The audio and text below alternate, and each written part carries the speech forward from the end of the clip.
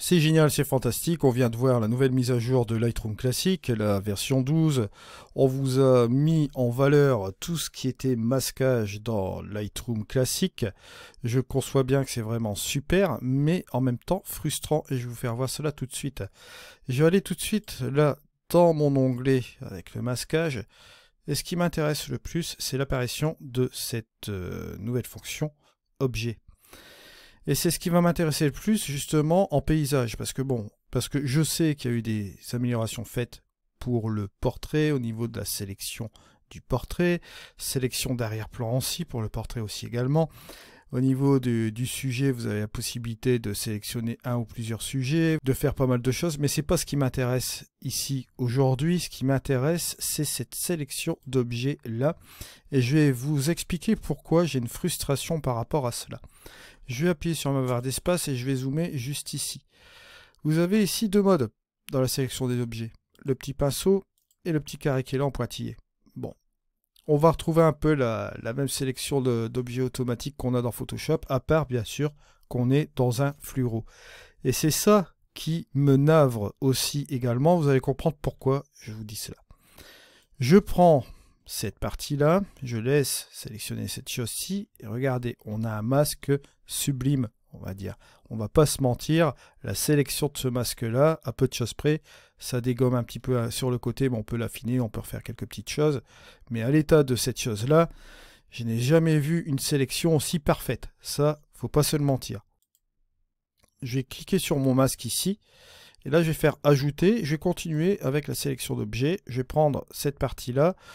On peut prendre le pinceau aussi si on le souhaite également. Regardez, là je vais prendre ce pinceau, je vais prendre cette partie-ci et je vais l'ajouter. Hop, voilà. On va continuer à ajouter l'objet. Là cette fois-ci, je vais prendre toujours mon pinceau, je vais prendre cette partie-là qui m'a manqué. Hop, regardez, la sélection se fait vraiment super bien. Si je me mets sur un autre type d'incrustation, le blanc sur noir, vous voyez que cette sélection est vraiment bien faite. Et c'est là que j'en viens. On va faire une petite pause. Vous voyez que je peux continuer toujours comme ça. Hein. Si je fais un ajout toujours dans ce même masque ici de l'objet, je vais prendre par exemple cette partie-là. Et on va prendre cette partie ici qu'on va ajouter. Voilà. Vous voyez que ça continue super bien. Et c'est là ma frustration. On est dans un fluoro. Donc dans un fluoro, imaginez bien, avec une sélection pareille, on peut faire des choses inimaginables. Mais seulement, et c'est ça où je suis un peu bloqué, pourquoi? Alors pourquoi on a une superbe sélection comme ça dans Lightroom Classic, mais qu'on ne peut utiliser simplement ce panel d'effets? On a ici la possibilité de jouer la température et la teinte, j'en conçois bien, si j'enlève l'incrustation, regardez, je peux réchauffer ma température dans cette zone voulue, jouer avec la teinte, pourquoi pas. On va pouvoir jouer avec l'exposition, comme vous voyez là, localement, sans aucun problème.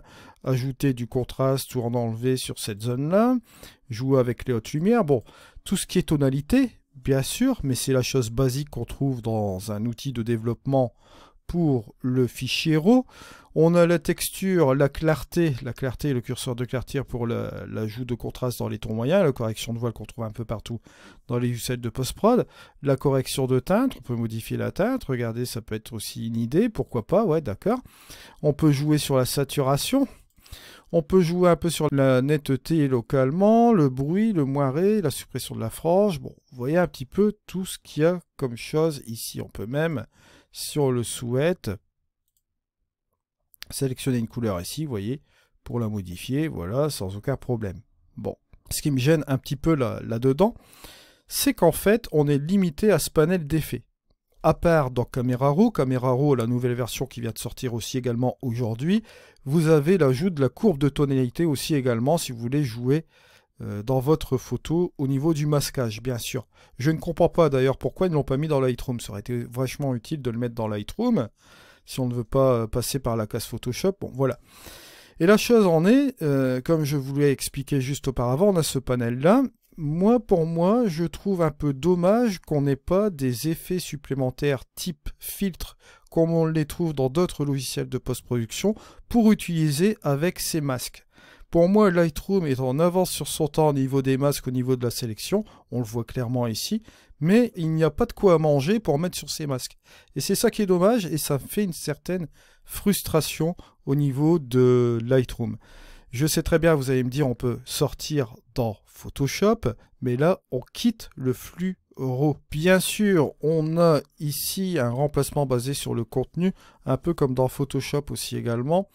Si vous effacez par exemple cette partie-là d'image, voilà, je vais prendre cette partie-ci vite fait, ça marche relativement bien. Si vous n'êtes pas content de la sélection qui vous a prise ici, vous pouvez appuyer sur le bouton actualiser.